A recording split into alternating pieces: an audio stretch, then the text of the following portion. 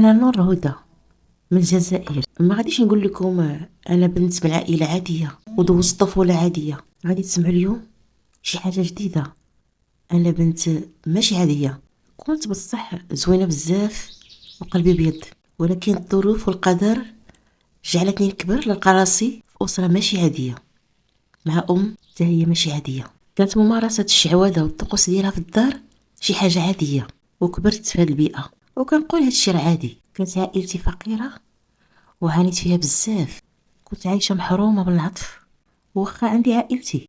طبعا بنت عاشت في هذا المحيط، اول الشخص غيوهمها بقرام ديال الحب غتنجرف معاه، حيت محرومة من العاطفة والحب ديال الوالدين. في سن 16 عام تعرفت على واحد الشاب، هو قبل ما يعرفني درس مزيان المحيط اللي انا جايه منه. قال مع راسو هذه بنت اسره فقيره، امها ما مسوقه حتى حاجه وسايبه شويه، بنت فائقه الجمال، غادي ندخل بها الفلوس ونتاجر بها. دخلني باسم الحب وانا صدقته ودرت معاه علاقه، ولكن من بعد ما تعميت من الحب قنعني انني نمشي نسكن معاه.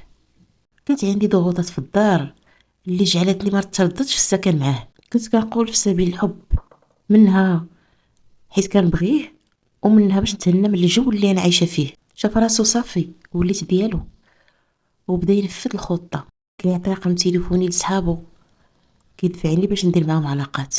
انا كنت صيد زوين، اي راجل شافني كيتمنى يبقى غير يشوف فيا، وانا طبعا كنت كنرفض، حيت انا ما عشت معاه الا وانا كنبغيه، ماشي عشت معاه لشي سبب اخر ولا نخرج الطريق. بداو مشاكلي معاه لانني ما خضعش الاوامر ديالو والخطط اللي كنخططهم.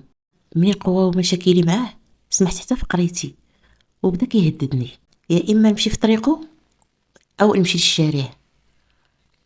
من بعد بديت كندير اش كيطلب مني، لان دارنا واخا كيديروا اخطاء ولكن ما غاديش يرحموني، كيشوفوا اخطائي ولكن ما كيشوفوش الاخطاء ديالهم. وجهي تبدل، وليت انسانه واحده اخرى وعندي عالم اخر، ولا عندي ممارسات واحده اخرى. النور اللي كان في وجهي مشى والجمال ديالي بدا كيمشي معاه. الفلوس اللي كنت كنربح كان كيديهم هو، وليت كنخرج للفاحشه بدون مقابل، وبديت كنمرض وبدا شعري كيتساقط، ضعفيت، مرت بزاف حتى ما بقيتش كنقدر نوقف. ما مشيت للطبيب، ما عرفت مالي، وما كاينش اللي يديني اصلا للطبيب، هو كان باغي غير يتاجر بيا. ملي شافني دخلت في دوامه ديال الحريق والبكا والمرض يوميا والشكا والبكا ديالي يوميا، صافي من مني وطلعت ليه في راسو. جمالي اللي كان كيجيب ليه الفلوس بدا كيمشي. واحد النهار من بعد ما سكنت معاه عام ونص خرجني من الدار ورماني في نص الليل، ما لقيت فين نمشي. رجعت لدارنا، دخلوني ولكن يوميا الضرب والمعيور والكلام الجارح. امي كانت كتنعتني بابشع المواصفات، هي الجهله، هي الفاسده، هي الساقطه. خويا الدخله ديالو للدار بالضرب والخرجه بالضرب، فرعاوش انني بنتهم. كانوا كيعاقبوني على خروجي والسكن اللي سكنت مع داك الدري، وكنت صابره حيت انا اللي قلبت على هذا الشيء، وحيت ما عنديش مكان اخر فين نمشي، خصوصا وان الصحه ديالي مشات، شكون غيقبل عليا؟ بداو كيقولوا لي الناس اللي قراب مني وكيجيو يزوروني مره مره، نوض يجري على راسك 100% عندك شي سحر. هاد الاعراض غير ديال شي واحد اللي مسحور ولا واكل شي حاجه، الشعر كيطيح لك، حالتك حاله، ضعفيتي، ما بقيتيش كتاكلي، وليتي كتخلعي. ومشيت نيت نجري على راسي على قد العرف ديالي وعلى قد شنو تربيت وشنو شفت. بديت كنمشي للشعوذه، كنقول لهم نعطيكم اللي بغيتو غير نولي كيف كنت، ترجع لي صحتي ورجع لي زيني. طريق الشعوذه كلها كذوب، كانوا كيوهموني بانني الا جبت غير الفلوس كلشي غيتصلح، وانا كنت كنقول غادي ندير اي حاجه، اي حاجه طلبوها مني غادي نديرها، وغنشوف ندبر على شي واحد ونتزوج وندير داري ونتهنى من هذا الشيء كله. انا ديك الطريق واخا كنت فيها ما كانتش عجباني، لقيت راسي فيها بالسيف، ولكن كنت مجبره باش نبقى فيها. بديت تابعه الشعوذه، فلوسهم وطلبات المشعوذين كبيره، كل واحد شحال كيطلب، خصوصا انني كانت الحاله ديالي ميؤوس منها، وليت كنمشي للفساد باش نقدر نخلصهم. كنقول ندير القبول، كنقول نداوي راسي ونحيد السحر اللي عندي، ولكن طريق الحرام كتديك لطريق الحرام واحده اخرى. هذه هي النتيجة. فين ما نسمعهم كيهضروا على شي شوافة مزيانة كنمشي عندها على امل انني نبرا. كانوا كيقولوا لي المشعوذين عائلتك اللي داروا لك السحور، غاروا منك حيت زوينه. وكانت بصح نيت امي ما مزياناش معايا، واختي كانت كتغير مني بزاف، وبزاف من عائلتي اللي كانوا ما كيحملونيش. المهم انا صدقت داكشي اللي قالوا لي، لان في ديك اللحظه كنت ضعيفه، خاصني غير الحل. اي واحد قال لي شي حاجه كنت كنصدقها. زدت حياتي تدهورات. الوحيد اللي كان كيحن فيا شويه هو بابا، كان كيحن فيا. اما امي لا رحمه ولا شفقه. من بعد هادشي كله والمعاناه ديالي مع صحتي ومع الفقر، ما بقاتش غير صحتي اللي واكله الدق، ولات حتى نفسيتي تاثرات. وليت كنطيح، وليت كنشوف احلام وكوابيس مجهزه. ما بقيتش كنعس بالليل، شخصيتي ضعفت بالمشاكل. وليت كنشوف غير كصايد، ولا كنطيح من شي جبال. وليت كنخاف نعس، كنشوف بحال الاشباح. وليت عايشه كوابيس بالليل وبالنهار. دارنا يدوروا غير يشوفوني يقولوا لي خرجي علينا. بديت كنشوف بشويه بشويه بان ديك الطريق اللي مشيت فيها ما وصلتني لوالو، وبان المشعوذين اللي ضحكوا عليا غير ما كملوا عليا. صحتي كلها تدهورات، وبديت كنتسائل واش هادشي بصح مسلك وكيدي النجاح. واش انا غادي نتزوج وغترجع لي صحتي وغادي تزيان لي الحياه بهاد الطريق. كنشوف حالة المشعوذين كنلقاهم مدمرين اكثر مني، وكنقول في راسي لو كانوا يجلبوا السعاده كون جابوها لراسهم. بديت كنفكر بشي حاجه اخرى نخرج من هاد المشاكل، غير نغبر نبقى نجي من الليل، غير المهم ما نجلسش في الدار نسمع المعيار ديال امي نهار كله وناخذ الضرب من خويا. الشاب كان حنين فيا شويه، ومشيت عندو كنرغبو. قلت له ابا شوف كيفاش دير ليا نرجع للمدرسه، انا كنت انقطعت وصعيب ليا باش نرجع. كنت باغا نرجع نقرا الباك. با كان كيعرف شي ناس دخلوا لي ورجعت للمدرسه. انا ما كنتش راجعه زعما باش نقرا ونبدل حياتي، ولكن كنت راجعه غير باش نغبر نهار كله. وليت كنعاني من فقر الدم الحاد، وجمعني الله مع واحد البنت طيبه متدينه كانت كتشفق عليا، وكان ديما كتسولني مالك، واش فيا شي مرض خايب، شنو فيا، وشنو السبب هاد الحزن اللي انا عايشاه يوميا، والانطواء ديالي والانعزال ديالي، وعلاش ما كنهضرش مع الناس، وعلاش حالتي بحال هكا. كانت كتقول لي حسبيني اختك وعاودي ليا. واحد النهار عاودت ليها وبقات كتبكي. قلت لها الحقيقه واخا ما فيها ما يتقال، وتا واحد ما يرضي يقول داكشي على راسو، ولكن انا صرحتها ما عرفتش علاش ارتحيت ليها. مسكينه هي قالت لي يلا تمشي معايا عند واحد الشيخ يرقيك، علاش داك شي شعوذه، راه الشفاء في القران ماشي في شي حاجه اخرى. في الاول ما بغيتش، من بعد بدات كتقنعني، كتقول لي راه راقي معروف وانا غنمشي معاك وما غضرك حتى حاجه وغتسمعي غير القران. مشيت معاها، غير وصلت ارتحيت لداك السيد وبدا كيقرا عليا سوره من القران، وسديت عيني وحسيت بحال شي واحد كان تالف على مو ولقاها. حسيت بشي قوه لداخل، بحال شي واحد كيعيط ليا كيقول لي نور فيقي، خليك من الطريقه الاخرين، هذا هو الطريق اللي كتقلبي عليه، وهذا هو الطريق اللي غترتاحي فيه. هو كيقرا وانا واحد الصوت عندي في ودني كيقول لي نور ضريتي غير نفسك، بعتي راسك على الفلوس ونسيتي بان الرزق هو اللي حصيتيه باش تربحيه في دوك الفلوس. كيقول لي بالحق مازال عندك الامل، وديما هاد الباب مفتوح وتقدري ترجعي من دابا. بديت نحس بالراحه، والراقي نصحني بقراءه سوره البقره والحولقه وياسين. من داك النهار ما فرقونيش، بديت كنقرا ونعس على سماع القران وكنرتاح. بديت كنحس بان الدنيا دابا الا بغات توقف غير توقف. انا لقيت الطريق اللي فيه الراحه وما كيهمني حتى حاجه اخرى مادام في الطريق الصحيح. كنفيق نتوضا ونقرا في نص الليل، كنت عايشة في الذل والقهرة، ولكن منين بديت نقرا قرآن ونصلي ولات عندي واحد الراحة نفسية غريبة. الأهل هما نفسهم، نفس الأشخاص. بالحق أنا الله نزل عليا واحد السكينة كتنسيني في داكشي اللي دايرين فيا، وكان نعيش النهار كله هانية، اللي بغى يعاير يعاير واللي بغى يضرب يضرب. كنت عايشة في عالم آخر، العالم اللي ربما هاد المرض وهاد المشاكل كلها كانت غير سبب باش يوقع هادشي. وعسى أن تكرهوا شيئا وهو خير لكم. قرايتي بديت كنركز فيها كتر وتكتر، الطمأنينة رجعت ليا. دارنا بداو كيستهزئوا بيا طبعا، تعجبوا بالتغيير ويزيدوا يعايروني ويقولوا لي المنافقة، عاد كنتي كتزني دابا وليتي كتصلي.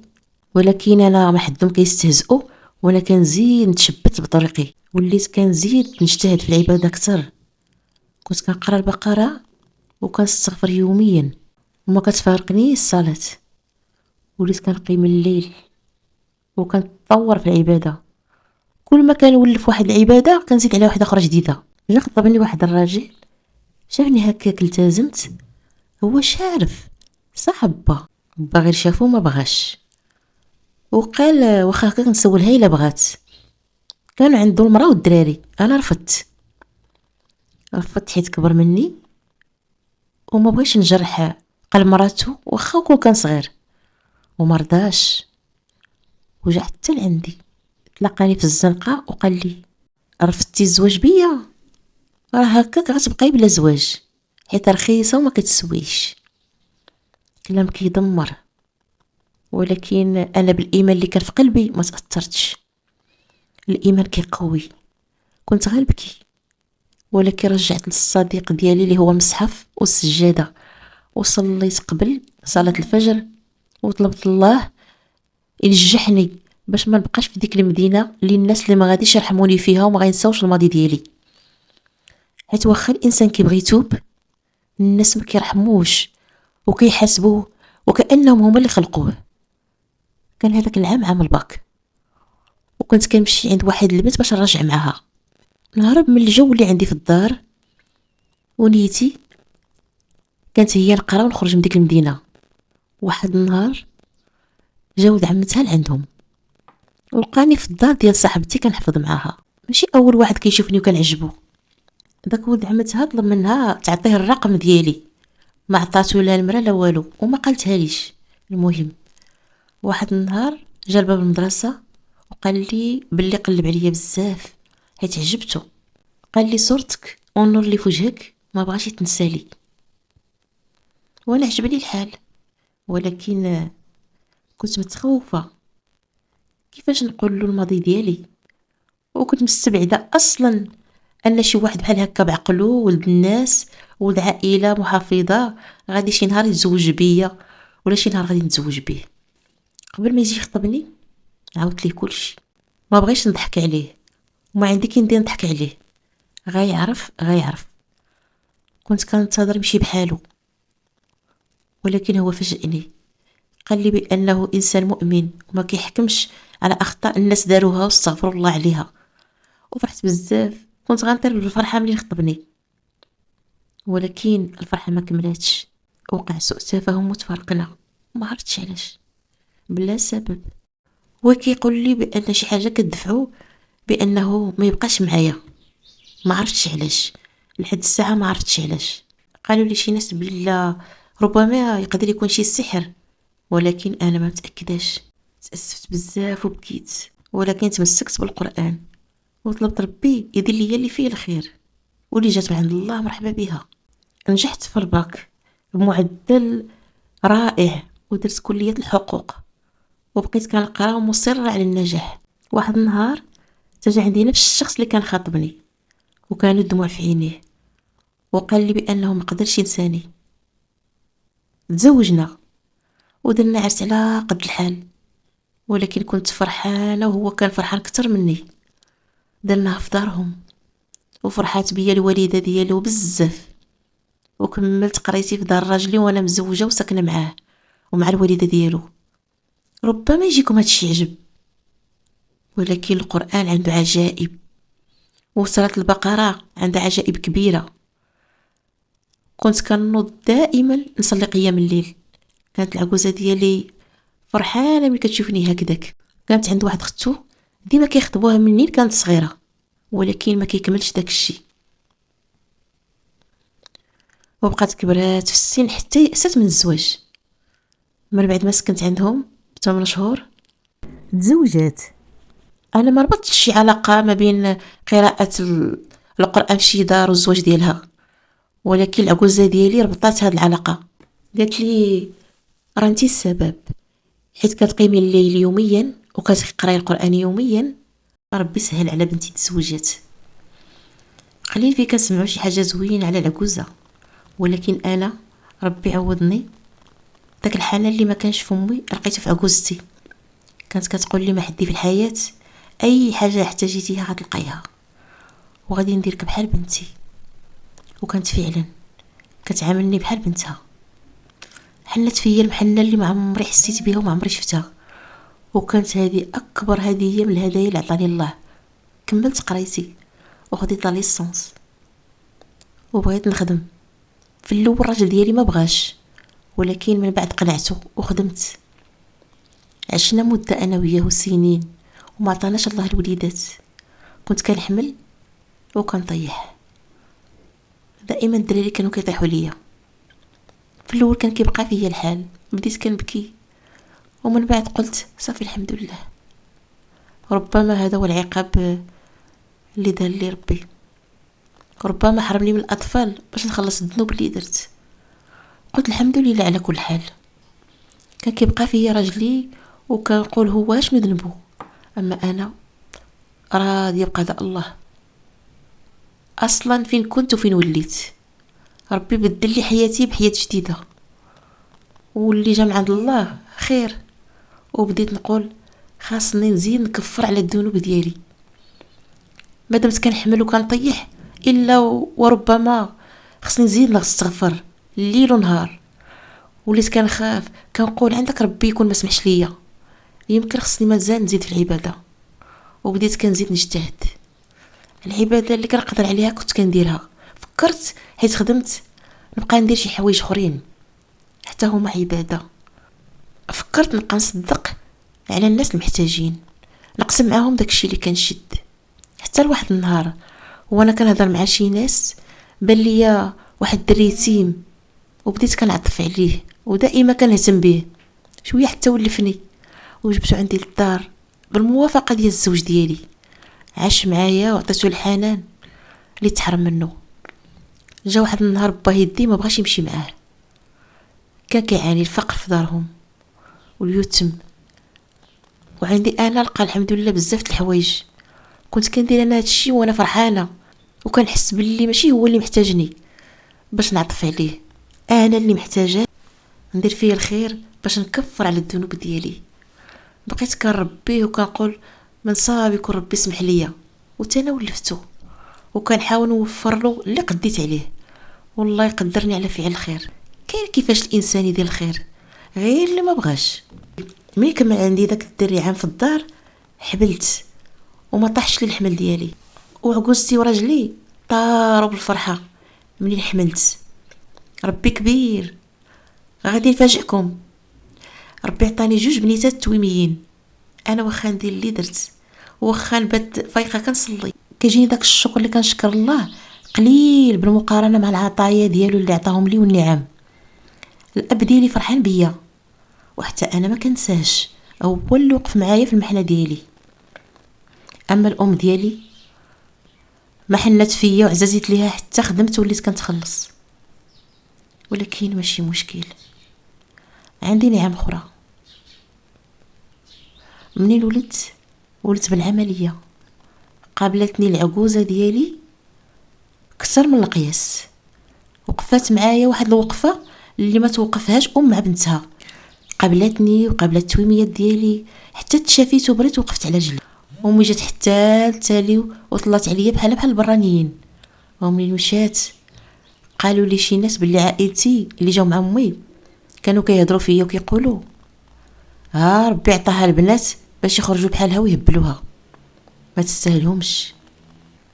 هي علاقتها بيا دابا ما بيهاش في وجهي كتبين شكل وفي ظهري كدير شكل اخر.